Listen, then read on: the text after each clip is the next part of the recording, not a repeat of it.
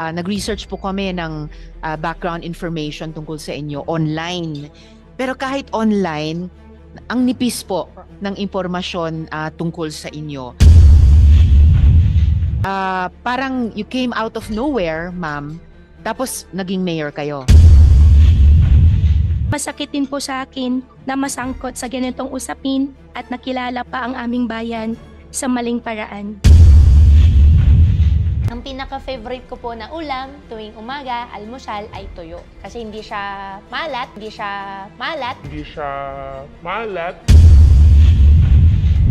Alright, salamat Dr. Casio. So Mayor, first term mayor po kayo, ano po? Opo ma'am, first term mayor po. So kumbaga, bago itong first term nyo bilang mayor, wala kayong naunang karanasan at all sa politika. Tama po ba yun? Wala po ma'am. Okay. So, ibig sabihin, di po kayo dating konsehala, di po kayo dating barangay official, di po kayo dating SK official. Opo. Naghanap, bilang paghahanda kasi dito sa hearing, syempre naghanap po kami nag-research po kami ng background information tungkol sa inyo online.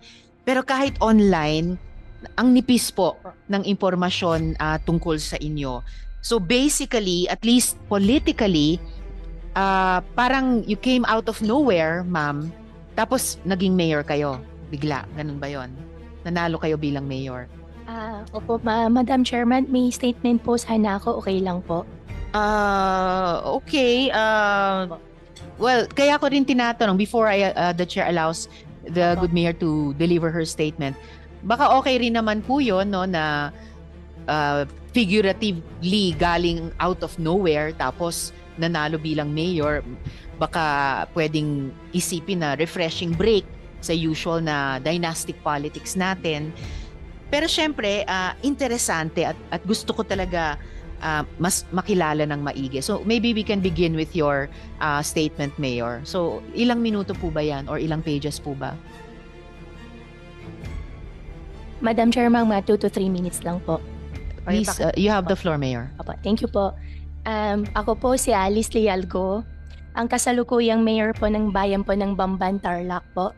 Sa mga hindi po nakakaalam, ang Bamban po ay ang kaunang-unang bayan po sa lalawigan po ng Tarlac. Napapagitnaan po kami ng Clark at New Clark City po at mga ibang malalaking bayan po ng Tarlac Province. Ang aming pangunahing hanapbuhay po ay agriculture, kaya bilang first-termer mayor po ay malaking hamon po sa akin kung paano mabigyan po ng sapat na pangkabuhayan ang aking mga kababayan.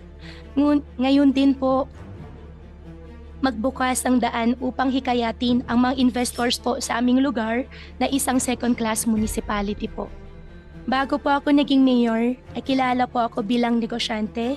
Ito din po siguro ang dahilan kung bakit po ang batang tulad ko po ay pinagkakatiwalaan po ng aking mga kababayan dahil po sa aking kaalaman po sa usaping pangkabuhayan.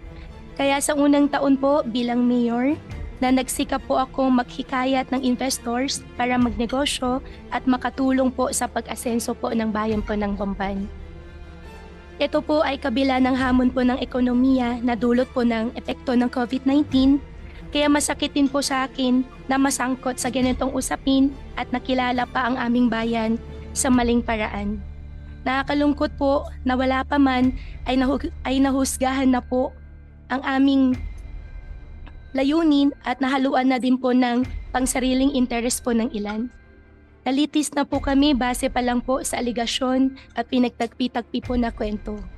Dahil dito po ay nais ko pong magpasalamat sa kagalang-galang po na Committee on Women, Children, Family Relation, and Gender Equality headed by Honorable Senrisa, ma'am. Dahil nabigyan po ako at kami ng pagkakataon ng bigyan linaw po mga issues po na binabato po sa akin at sa aming bayan. Unang-una po, hindi po ako konektado, hindi po ako operator, hindi po ako protector o cutler po ng Pogo. Wala po akong kinalaman sa kanilang operation at sa kahit anong gawain sa loob at labas po ng Pogo. Dati po akong isang incorporator po ng Baofu, ngunit ito po ay aking naibenta bago pa po ako pumasok sa politika. meron po akong dokumento po na magpapatunay po nito. Tama po na sa akin po nakapangalan ang metro po ng Tarelco because I was the former landowner po of the property.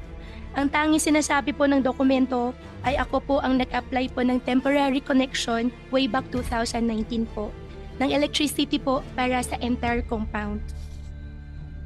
At siguro po hindi na naalis ang aking pangalan sa dokumento po ng Tarelco. Nais ko rin po ninawin na mayroon pong isang sasakyan po na Ford Expedition nakita po sa loob po ng property at sinasabing nakapangalan po sa akin ay matagal ko na po siya naibenta way back 2020 pa po at hindi ko din po ito nagamit o nakita man lang.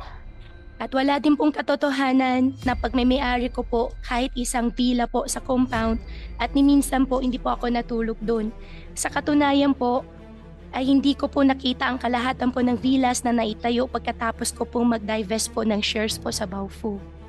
Ang application po, the letter of no objection o lono po ng Hongsheng ay isang dokumento po na nagsasabi na hindi po kontra at ayon po ang Sangguniang Bayan sa itataguyod po na negosyo. Ito naman po ay na-issue pa po ako bago naging mayor ng Bamban at hindi na po ako nagkaroon ng anuman partisipasyon matapos po noon. Ako po ay humaharap po sa inyo, ma'am, sir, your honors at sa buong bansa para sa aming bayan, Bamban, at para maibalik po ang kumpiyansa po ng aming investors, kaisa niyo po ako sa investigasyon ito, alang-ala sa paggawa po ng batas. Maraming salamat po. Thank you po, ma'am. Thank you rin po, Mayor Go. Sabi niyo po sa inyong statement, Opo, ma'am. gusto niyong tulungan yung mga residente ng Bamban. Tanong ko lang po kung meron bang taga-Bamban na empleyado sa munisipyo? Kasi balita po sa amin ay wala daw. Alright, let me correct that question, Mayor. May taga-Bamban ba na empleyado dun sa Baofu? Yes po, Your Honor, yes po. Meron po. Ilan po? Base po sa investigation po namin, yung housekeeping po nasa 100 plus po. Housekeeping 100 plus. Opo, Your Honor. Pero yun na po yung mga empleyado sa Baofu na galing po sa Bamban. Opo. Lahat-lahat po ilan ang empleyado o workers sa Baofu dun sa 7-story buildings at dorms at dun po sa 14 villas at sa lahat-lahat na 36 buildings sa 7.8 or 7.9 hectare property. Ilan lahat po ang workers? Opo, Your Honor. After ko po mag-divest po, hindi ko na po alam yung exact number po. Base lang po sa investigation ko po na after the raid po, yung housekeeping lang po, 100 plus po. So, alamin po natin mamaya kung ilan lahat-lahat ang workers doon sa Baofu bago ng raid para makita natin kung ganong kalaki o kaliit na percentage doon ay mga itong 100 plus na empleyado na galing sa Bamban. Ngayon, Mayor, bilang public servant din, tulad po ninyo, alam ko, hindi biro tumakbo sa eleksyon. Kahit local elections, minsan mas pa kung local elections, malaki ang gastusin. So, alam ko na hindi impertinente na tanungin ito sa kapwa kong nagtatrabaho sa gobyerno. Ano po ba yung source of funds ninyo? Ako po ay isang hog raiser po. Sa Bamban din po yung hog raising operations nyo? Opo. Banda saan po doon? Malapit ba? Malayo doon sa Baofu? At gaano pong kalaking operations? Medyo malayo po. Siguro mga 20 minutes po.